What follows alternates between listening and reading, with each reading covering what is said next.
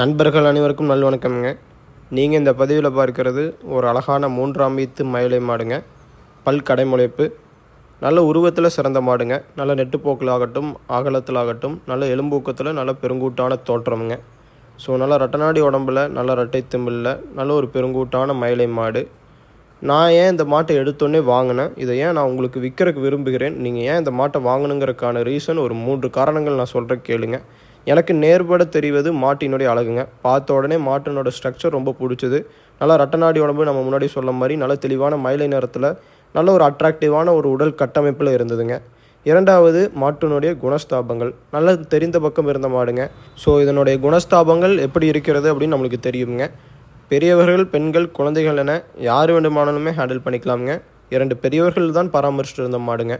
So மூன்றாவது, இதனுடைய கறவைத்திறன். கன்றுக்கு போக நேரம் 2.5, ஒரு நாளைக்கு 5 லிட்டர் பால் கறந்துட்டு இருந்த மாடுங்க. பெரியவங்க தான் வந்து பார்த்திங்கன்னா முக்காலி போட்டு உட்காந்து ஈஸியாக பால் கறந்துட்டு எந்திரிச்சு வருவாங்க. அந்தளவுக்கு குணத்தில் ஆகட்டும், கறவைத்திறனில் ஆகட்டும் நல்ல சிறந்த மாடுங்க. கன்று ஈனுவதற்கு இன்னும் 15 நாட்கள் இருக்கிறதுங்க. ஸோ நல்லா கன்று போடும் தருவாயில் ஒரு 4 நாட்களுக்கு முன்னாடி கலப்பின மாடு எந்த அளவுக்கு மடி வைக்குமோ அதே மாதிரி மடி வைக்கும்னு சொன்னாங்க. ஸோ அதனால் இந்த 3 காரணத்தை வச்சு நான் இந்த மாடு செலக்ட் பண்ணேங்க. ஒரு புதிதாக மாடு வாங்குபவர்களுக்கு ரொம்ப ஏற்ற மாடு. இந்த மாதிரி மாடு உங்களுக்கு தேவைப்பட்டால் கான்டாக்ட் பண்ணி தெளிவுபடுத்தி வாங்கிக்கலாமுங்க. நன்றி, வணக்கம்.